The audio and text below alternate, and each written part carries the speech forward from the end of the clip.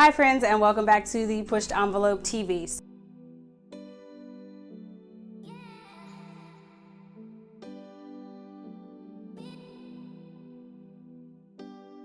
Today we're talking about champagne. Let's go over one thing. How do you open a bottle of champagne? I know this can be intimidating, but all you need is a nice sized knife and some courage, and you just take the cage off the top of it and you go pop and you saber off the top. That's the easiest way to do it, I promise you.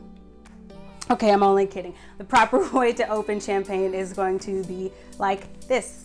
I'm going to take the top off, undo the foil. They make it very easy, but you know I have to make things difficult.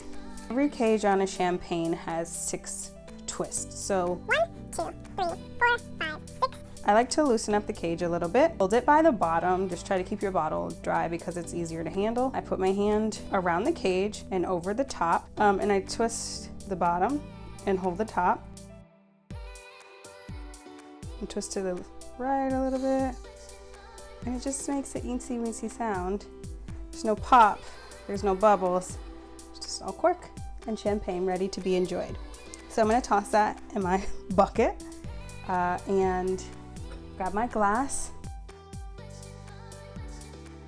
So yes, holding the champagne bottle at a 45-degree angle, whether it's a half bottle or a full bottle, taking off the cage, holding the top with your thumb, catch it, and giving it a little reverse pressure, twisting the bottom of the bottle, and then letting the air out. I personally like to get a little pop with the champagne, but I also like to display my skills of not having to make too much noise, just in case you're like me and you come home late at night and you want to pop open a bottle of champagne, but everybody else in your house is asleep, so you got to be mad quiet. That's another issue for another day. So there's some things I want you guys to know about champagne that are very, very simple and just really introductory, but may answer some questions that you may have had. What is champagne? It is a white sparkling wine from France. There are other types of sparkling wines from all over the world, but champagne is only from Champagne, France, the Champagne region of France, not the Champagne region where cognac is made, but Champagne that used to be an inland sea, where the primary grapes used to produce sparkling wine and champagne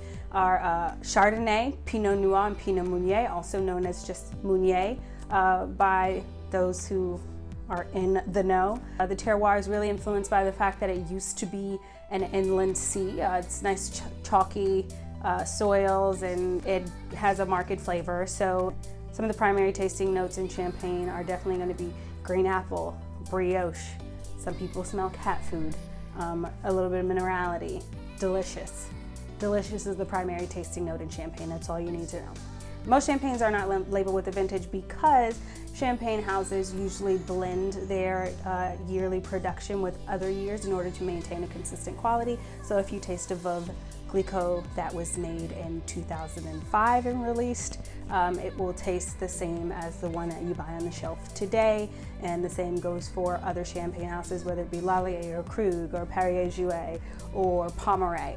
They blend them. When you see a vintage, it is an outstanding vintage that the champagne house felt like they needed to label and release as an exceptional vintage. There are other labels that you'll see on champagne, like Grand Cru, which means there's all Grand Cru grapes, Brut, Extra Brut, Sec, Demi-Sec. Those are all indicative of the level of sweetness. There's also Champagne Rosé. What else? Special Club is a label that you could see on a champagne that is also known as Club de Trésors. It's like 20 some odd people who get together to make exceptional wines, and there's a list of them on the internet. I can't remember them all right now, it's not important.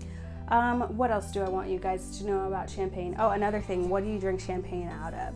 I personally think flutes are beautiful and they're great, but you can't really get the full olfactory experience if you're drinking out of a flute.